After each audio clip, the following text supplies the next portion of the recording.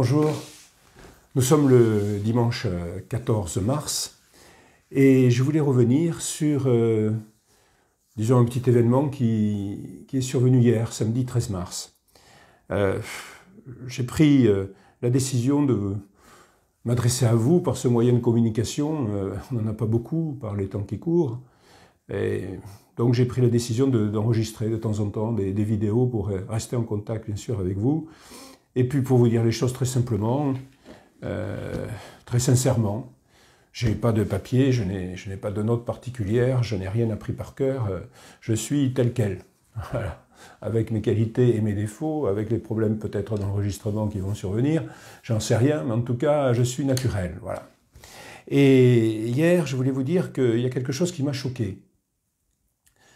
Certes, ce n'est pas un événement très grave, il y a malheureusement beaucoup plus d'événements très graves actuellement dans notre pays. Je le sais bien, mais quand même, pour l'exercice de la démocratie, il s'est passé quelque chose de totalement inadmissible. Hier, j'étais donc en déplacement. Je suis certes en campagne pour les élections régionales en Occitanie, mais j'étais en déplacement donc à Martres-Tolosane. En fait, Martres-Tolosane est un village donc de Midi-Pyrénées, un village du Comminges, au sud de Toulouse, pas très loin des Pyrénées, et il a cette particularité que c'est mon village. Voilà, je suis issu de cela, ma famille est de Martres-Tolosane. Et pour moi, je voulais absolument, ce début de campagne, aller à Martres-Tolosane. Pourquoi ? Parce qu'au-delà de tous ces souvenirs d'enfance que j'ai là, c'est le village dont mon arrière-grand-père était le maire. Il était aussi conseiller général. C'est la seule personne de la famille donc, qui a fait de la politique à part moi. Et surtout, c'était un homme bon, c'était un homme aimé. C'était le médecin donc, du village. Et on m'en a beaucoup parlé. Mon arrière-grand-mère, que j'ai très bien connue, qui est décédée en 1971, m'en a beaucoup parlé. Sa fille, bien sûr, ma grand-mère, qui est morte à 98 ans, en 2008, m'en a beaucoup parlé. Et c'était vraiment quelqu'un de bien, disons, voilà. Il était, bon, comme beaucoup à l'époque, radical socialiste. Il était l'ami de Vincent Auriol, député socialiste de la Haute-Garonne, qui est ensuite, comme nous le savons bien, devenu président de la République plus tard. Et donc mon arrière-grand-père, pendant la guerre de 14, est parti, comme beaucoup, évidemment, énormément de nos compatriotes se battre. Il a eu la chance de revenir, mais il est revenu ayant été gazé pendant la guerre. Donc. Et son espérance de vie était très courte, il a beaucoup souffert. Il est mort très jeune, peu de temps après la guerre. Et parmi tout ce qu'il a fait ériger un monument aux morts à Martres-Tolosane, un monument aux morts qu'il a inauguré en 1923. Et d'ailleurs, j'ai retrouvé une photo de l'époque d'il y a presque 100 ans, où l'on voit donc mon arrière-grand-père, je ne sais pas si vous voyez bien, mais mon arrière-grand-père qui est ici, Henri Dulion, qui est en train de prononcer son discours. Et tout autour, il y a la foule qui s'est, pour l'occasion, endimanchée, je dirais, qui est là et qui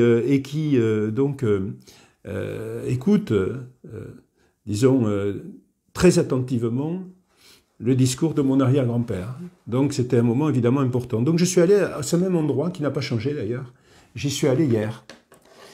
J'y suis allé, j'étais simplement accompagné de 2 conseillers régionaux. C'était pas dans mon esprit quelque chose de politique du tout. Je voulais rendre hommage à cet arrière-grand-père auquel je tiens beaucoup. Voilà, c'est la lignée, c'est la tradition, c'est beaucoup de choses auxquelles je tiens beaucoup.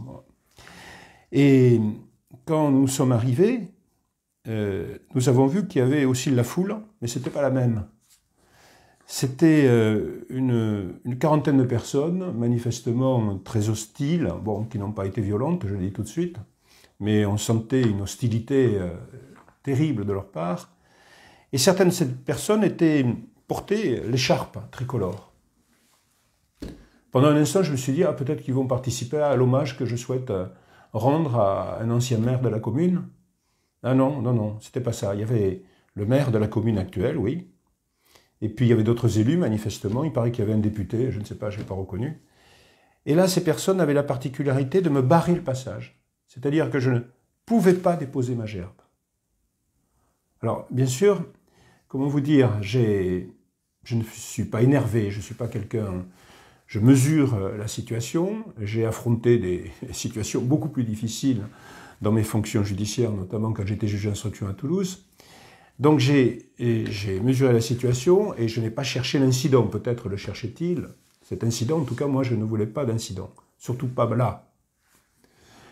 Et donc j'ai parlé avec ces personnes qui se disaient de grandes démocrates, puisque, en plus, elles portaient du bleu, blanc, rouge. Elles m'empêchaient de passer, alors que je suis quand même aussi un élu, et que, élu ou pas, d'ailleurs, on ne peut pas, et Dieu merci, empêcher les gens d'aller et de venir, sauf des contraintes que l'on connaît, qui sont terribles d'ailleurs d'un point de vue sanitaire, mais c'est l'exercice premier de la démocratie, c'est aller, venir, agir dans les règles de droit. Moi, j'ai toujours agi, bien sûr, dans les règles de droit, je n'ai jamais été excessif en rien du tout, j'ai passé ma vie au service de la justice. Donc ces personnes... étaient en totale illégalité, puisque bien sûr elles contreviennent aux principes de base de notre démocratie. Et il a fallu que je discute pendant un bon moment. Bon, j'ai maîtrisé, je dirais, la situation, mais l'échange n'a servi à rien, parce que j'ai eu face à moi des gens butés, qui ont leurs idées, leurs convictions, et que, bien entendu, tous ceux qui ne les ont pas ne sont pas dignes de la démocratie, selon eux. Voilà, c'est ça. C'est un peu comme ça. Donc, dans ces conditions, j'ai forcé le passage d'une façon, je dirais, raisonnable. Mais je l'ai forcé, j'avais un premier rang d'élus. Et puis ensuite, il y a d'autres personnes qui se sont carrément placées devant le monument aux morts, me tournant le dos, et qui se tenaient au coude à coude pour m'empêcher de passer, de déposer la gerbe. Vous voyez la situation, quand même. Moi, je dois dire que j'aurais pu m'énerver, c'est vrai. Les gendarmes étaient là, qui voyaient la situation, qui auraient certainement constaté que tous ces gens-là étaient en parfaite infraction. Je pourrais d'ailleurs porter plainte. Bon, je ne le ferai pas parce que je dirais que je suis un peu au-dessus de tout ça. Mais bon, il y a des limites. Il y a des limites. Donc j'ai réussi quand même à déposer cette gerbe au pied du monument aux morts que mon grand-père, mon arrière-grand-père a fait ériger. J'ai déposé cette gerbe et je me suis recueilli. Le temps qu'il fallait. J'ai pris plusieurs minutes, malgré les sifflets, les cris, les colibés, c'est un mot gentil pour ce que j'ai entendu. Je pourrais porter plainte, bien sûr, mais je ne le ferai pas. Mais je voulais que vous le sachiez. Parce que moi, vous ne me connaissez peut-être pas bien, mais je ne suis pas comme ça. Et avec moi, il n'y aura jamais de telle conduite.